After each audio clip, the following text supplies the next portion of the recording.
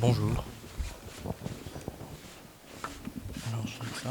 Bon, excusez-moi, je suis un peu stressé parce que ce matin, mon patron, là, a dit que j'allais vous parler d'infarctus alors que moi j'ai préparé ça sur les rosténoses. Donc j'espère que c'est lui qui s'est trompé. Bon.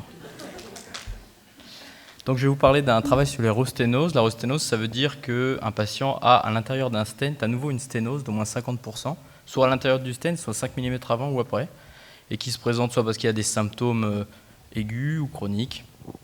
Donc ça peut aussi bien être des patients avec de l'angor stable ou instable. Et on a souvent surnommé ça le talon d'Achille de l'angioplastie.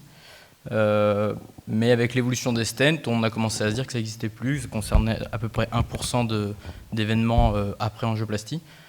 Et voire même qu'on a tendance à dire que ça n'existe pas. Alors qu'en fait, il y a un registre américain récemment qui a publié des données issues de bases administratives où les angioplasties de rosténose, c'est-à-dire la prise en charge de ces rosténoses, ça concernait 10% des angioplasties. Ça, c'est la première chose. Et puis, le deuxième intérêt de ce travail, c'est que des données d'études randomisées de méta-analyse ont mené à des recommandations précises sur la prise en charge des rosténoses. Et si on devait les résumer, c'est faites de l'imagerie pour vérifier qu'il n'y a pas un sous-déploiement, pour essayer d'affiner le type de rosténose, et puis après, traiter avec un ballon actif ou un stent actif, avec des petites subtilités, mais grosso modo, c'est ces deux traitements qui sont recommandés au-dessus du ballon seul. Donc le travail qu'on a voulu mener à partir de la base de données France PCI sur les rosténoses, c'était d'écrire les caractéristiques des patients, des lésions, essayer de décrire l'adhésion des cardiologues interventionnels aux recommandations, et puis décrire le pronostic de ces patients.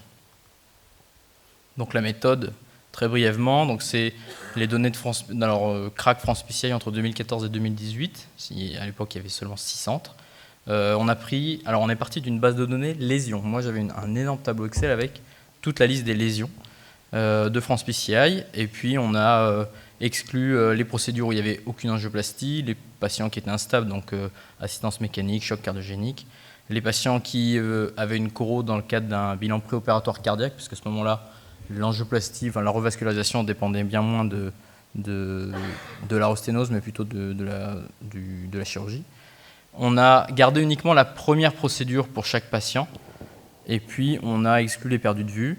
Et donc le moyen de déterminer quel patient appartenait au groupe rosténose ou pas rosténose, ça a été le fait qu'il y ait la présence d'au moins une lésion de rosténose. Donc si un patient avait une lésion de rosténose, une lésion de novo, il appartenait au groupe rosténose. Donc on en arrive à ce flowchart où on part des un peu plus de 80 000 lésions qui étaient dans la base France PCI à ce moment-là, ce qui correspond à un certain nombre de patients, un certain nombre de procédures. Et après avoir exclu tous nos patients, on en arrive à appliquer tous nos critères d'exclusion dont je vous ai parlé. On en arrive à ces deux groupes, 1600 patients qui ont bénéficié d'une angioplastie sur rosténose versus 21 000 patients qui ont bénéficié d'une angioplastie sur des lésions de novo. Ça correspond donc à peu près à 7% des angioplasties. Alors attention, ça ne veut pas dire que 7% des stents qu'on pose sont compliqués de rosténose, ça veut dire que dans notre vie au KT, sur 100 angioplasties, il y en a 7 qui concernent une angioplastie intrastent. Donc c'est des chiffres qu'on ne devrait pas imaginer aussi gros, même si on avait les données, comme je vous disais, du registre américain, où il parlait de 10%. Alors en ce qui concerne les données des patients, c'est des patients qui sont plus sévères, les patients qu'on traite sur des rosténoses, ils sont un petit peu plus âgés. Alors j'ai bien sûr pas mis l'entièreté du tableau, mais ils sont plus âgés, ils ont plus de facteurs de risque, notamment plus de diabète, plus d'insuffisance rénale, et ils ont plus d'antécédents cardio, il y a plus de pontées, plus de patients qui ont fait des infarctus, et ils sont plus souvent tritronculaires. Donc les patients avec des rosténoses sont plus graves. En ce qui concerne les lésions, c'est globalement des lésions plus complexes. De manière un peu anecdotique, on note aussi qu'il y a plus souvent des coronaires droites. Alors peut-être ça correspond aux lésions qui correspondent à l'ostium coronaire droite, qui est très sujet aux rosténoses. Et ça correspond souvent à des lésions plus longues et plus complexes, je vous l'ai dit, avec plus de tritronculaires. Voilà, pour le type de stent dans lequel on a la rosténose, une fois sur deux, on traite des patients qui en fait font une rosténose sur un stent actif.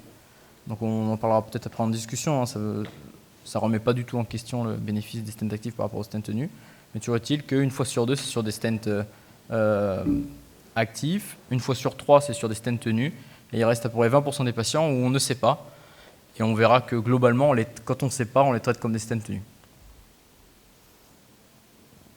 justement, pour la prise en charge, ici, vous avez des graphiques qui vous montrent quelle technique on utilise au final pour la revascularisation, que ce soit pour les angioplasties sur rosténose, tout type de rosténose, que ce soit intrastent actif ou intrastent tenu. On voit qu'on utilise l'implantation d'un stent actif 3 fois sur 4, 74%, l'utilisation d'un ballon actif dans 12% des cas, et il reste 13% de patients qu'on traite avec des ballons seuls, alors que c'est contraire aux recommandations.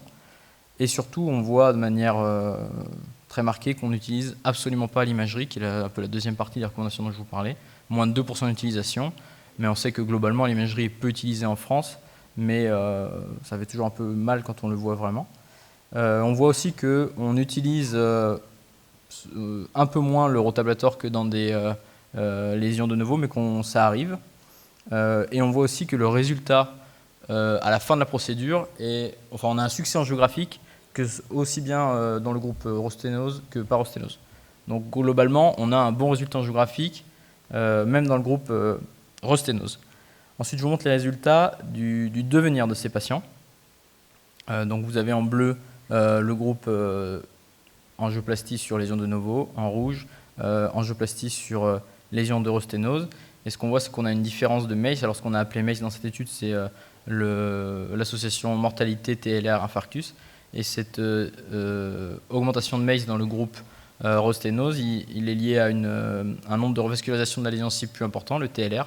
On est à 4% contre 1,6%, avec un résultat qui est significatif en univarié sur les courbes, mais également une augmentation du nombre d'infarctus dans le groupe rosténose. Donc c'est des patients qui ont un plus mauvais pronostic, et on l'a confirmé avec une analyse multivariée, au moins en ce qui concerne le TLR.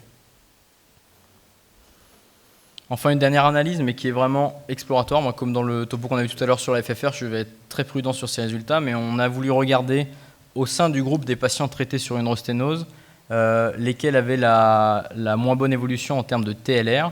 Et on voit que le seul, en fonction du traitement choisi, et on voit que le traitement par stent actif est le seul traitement qui a un bénéfice par rapport aux autres sur la survenue de TLR. Vous voyez que, bien sûr, les quelques stents tenus qu'on a vus, mais surtout le ballon seul et le ballon actif, font moins bien que le stent actif. Et entre eux, il n'y a pas de différence. Entre les trois autres, il n'y a pas de différence et le stent actif est au-dessus des autres. Donc si on résume, l'angioplastie sur rosténose, c'est quelque chose qui est assez fréquent, quasiment une angioplastie sur 10, et c'est quelque chose qui est grave. Donc c'est vraiment les deux critères qui font qu'on doit s'intéresser à ce sujet. Un petit mot sur le fait que les principales angioplasties de rosténose soient dans des stents actifs. Encore une fois, on ne remet pas du tout en cause le bénéfice des stents actifs par rapport aux autres. C'est simplement, nous, on l'a expliqué par le fait qu'on implante quasiment plus de stents tenus depuis déjà de nombreuses années. Et que, de ce fait, c'est pour ça qu'on est principalement sur des stents actifs. D'ailleurs, la représentation des stents tenus est importante par rapport au nombre de stents tenus qu'on implante.